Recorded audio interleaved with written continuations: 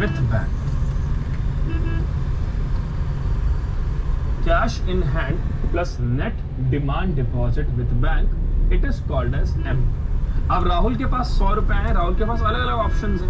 हो सकता है वो पूरा 100 रुपीज अपने पास रखे, बैंक में 0 जमा करवाए।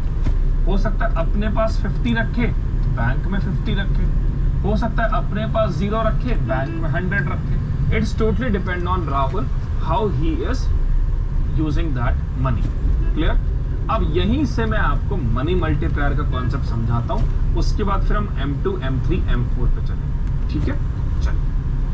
तो देखिए यहां पर वापस राहुल ले रहा हूं मैं, then we have SBI, now we have let's say Mukesh. मैं भी पहले एक फ्लो चार्ट बना रहा हूं ताकि आपके लिए इजी हो जाए। Then we have Priya, then we have ICICI Bank, then Ajay, then Mohan, and then Punjab National। अब आपको समझ में नहीं आ रहा होगा सर ये आप क्या लिख रहे हो। अब मैं आपको एक कॉन्सेप्ट कर रहा हूं सिंप्लीफाई। ठीक है, राहुल के पास 100 रुपए थे जो उसको गवर्नमेंट ने दिए। इमेजिन करते हैं कि राहुल ने उस पूरे के पूरे 100 रुपए को SBI में जमा करवा दिया। राहुल ने उस पूरे के पूरे 100 रुपीज को SBI में जमा करवा देता है। ठीक है, अब SBI उस पैसे का क्या करेगा? SBI उस पैसे को लोन में देगा।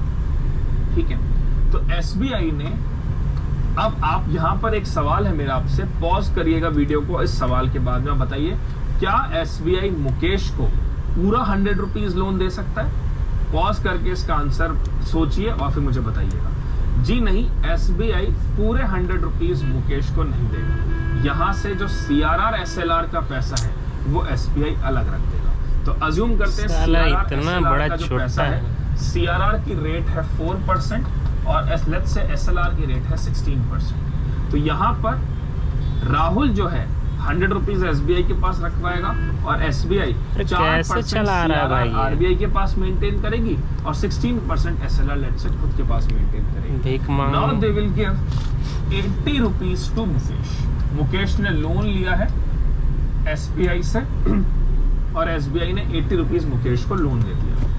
मुकेश ने प्रिया की बर्थडे पे उसको 80 रुपीज दिए और प्रिया ने उस 80 रुपीज को जाके ICICI बैंक में जमा करा दिया। बाप रे बाप, इतना लंबा प्रोसेस। प्रिया को उसकी बर्थडे पे 80 रुपीज दिए और प्रिया ने उस पैसे को ICICI बैंक के पास जमा करा। स्पॉन्सर्ड बाय ICICI बैंक से लोन लेने आता है अजय।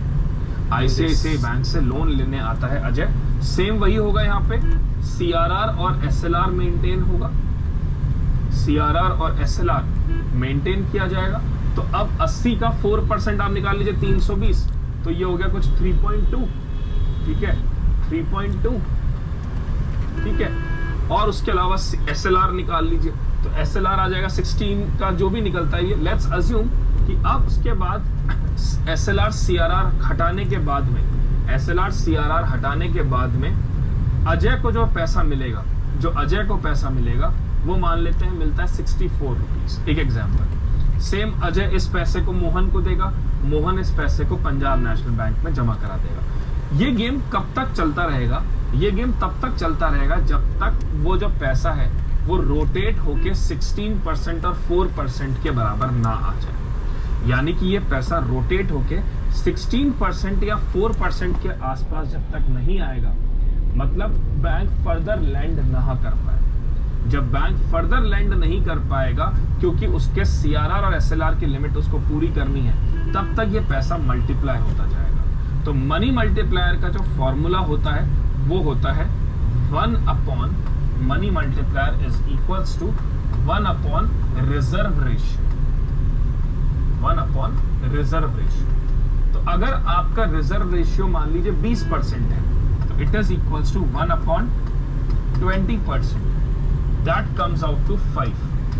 आपने इनिशियल करेंसी कितनी स्टार्ट करी थी? 1/25। इसका मतलब है 100 रुपए मैक्सिमम मल्टीप्लाई होके 500 रुपए बन सकते हैं। इसके बाद इसको आप लोन में और नहीं दे सकते। इसके बाद आप इसको और फर्दर लोन में नहीं दे सकते क्योंकि फिर CRR SLR के बराबर वो पैसा हो जाएगा। और अगर बैंक के पास इतना ही पैसा बचा है फाइनली कि वो CRR SLR को पे कर दे, उसके बाद वो लोन नहीं दे सकता, that is where the money